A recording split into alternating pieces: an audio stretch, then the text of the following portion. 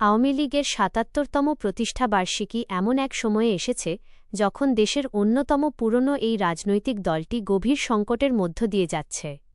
দীর্ঘদিন রাষ্ট্রক্ষমতায় থাকা দলটি এখন ক্ষমতার বাইরে, কার্যক্রম নিষিদ্ধ, সাংগঠনিকভাবে দুর্বল এবং রাজনৈতিকভাবে অনিশ্চয়তার মুখে অবস্থান করছে।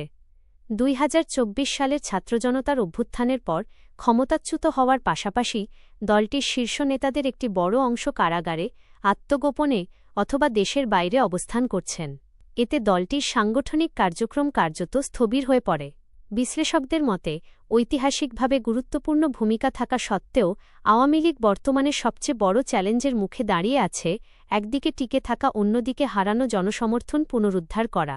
১৯৪৯ সালের ২৩ জুন প্রতিষ্ঠিত আওয়ামী লীগ ভাষা আন্দোলন, ৬ দফা আন্দোলন, মুক্তিযুদ্ধ এবং স্বাধীন রাষ্ট্র গঠনে গুরুত্বপূর্ণ ভূমিকা রাখে।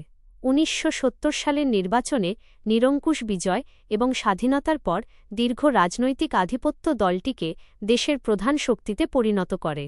তবে সময়ের ব্যবধানে, বিশেষ করে ২০০৯ থেকে ২০২৪ সাল পর্যন্ত দীর্ঘ শাসনামলে দলটির বিরুদ্ধে কর্তৃত্ববাদী শাসন, বিতর্কিত নির্বাচন এবং মানবাধিকার লঙ্ঘনের অভিযোগ ওঠে। এসব ঘটনাই পরবর্তী সময়ে দলটির রাজনৈতিক গ্রহণযোগ্যতায় বড় ধরনের প্রভাব ফেলে। ক্ষমতা হারানোর পর ২০২৫ সালের মে মাসে অন্তর্বর্তী সরকারের অধীনে আওয়ামী লীগের কার্যক্রম নিষিদ্ধ করা হয়। একই সঙ্গে দলটির ছাত্র সংগঠন ছাত্রলীগও নিষিদ্ধ হয়। ফলে দলটির রাজনৈতিক কার্যক্রম মূলত ভার্চুয়াল পর্যায়ে সীমিত হয়ে পড়ে। এই পরিস্থিতিতে মাঝে মধ্যে ঝটিকা মিছিল ও কর্মসূচি দেখা গেলেও সেগুলো রাজনৈতিকভাবে বড় কোনো প্রভাব ফেলতে পারেনি বলে মনে করছেন বিশ্লেষকরা। অন্যদিকে রাজধানীসহ সারা দেশে আইনশৃঙ্খলা বাহিনীর কঠোর অবস্থানের কারণে দলটির প্রকাশ্য রাজনৈতিক তৎপরতাও সীমিত রয়েছে। রাজধানী ঢাকায় ডিএমপি ব্যাপক নিরাপত্তা ব্যবস্থা গ্রহণ করেছে। পুলিশের ভাষ্য অনুযায়ী, আইনশৃঙ্খলা পরিস্থিতি স্বাভাবিক রাখা এবং অপ্রীতিকর ঘটনা এড়াতে বিপুল সংখ্যক সদস্য মোতায়েন রয়েছে। একই সঙ্গে সেনা মোতায়েনের জন্য স্বরাষ্ট্র মন্ত্রণালয় থেকেও চিঠি দেওয়া হয়েছে বলে জানা গেছে। আওয়ামী লীগের একাংশের দাবি, সরকারের এসব নিরাপত্তা প্রস্তুতিই প্রমাণ করে দলটির কর্মসূচি ঘিরে রাজনৈতিক প্রভাব এখনও বিদ্যমান। তবে দলেরই জ্যেষ্ঠ নেতাদের অনেকে মনে করেন, ঝটিকা কর্মসূচি দিয়ে বাস্তব রাজনৈতিক অবস্থার পরিবর্তন আনা সম্ভব নয়, বরং এতে গ্রেপ্তার ও রাজনৈতিক চাপ বাড়তে পারে। ১৯৭১ সালের মুক্তিযুদ্ধ, ১৯৭০ সালের নির্বাচন এবং স্বাধীন বাংলাদেশের রাজনৈতিক ইতিহাসে আওয়ামী লীগের ভূমিকা দলটিকে দীর্ঘদিন প্রধান শক্তিতে পরিণত করেছিল। তবে পরবর্তী সময়ে ক্ষমতাকেন্দ্রিক রাজনীতি, নির্বাচন নিয়ে বিতর্ক এবং সাংগঠনিক দুর্বলতা দলটির বর্তমান সংকটকে আরও গভীর করেছে।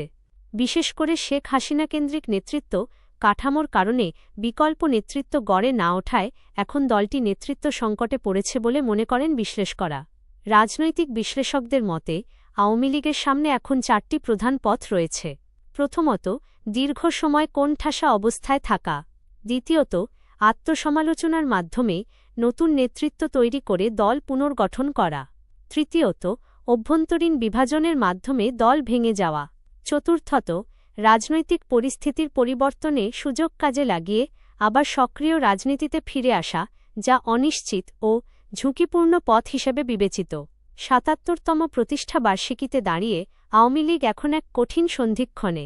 দলটি কি আত্মসমালোচনা ও সংস্কারের পথে এগোবে, নাকি অতীতের রাজনৈতিক ঐতিহ্যের ওপর ভর করে নতুন বাস্তবতায় নিজেদের টিকিয়ে রাখবে? এই প্রশ্নই এখন দেশের রাজনৈতিক অঙ্গনে সবচেয়ে গুরুত্বপূর্ণ হয়ে উঠেছে।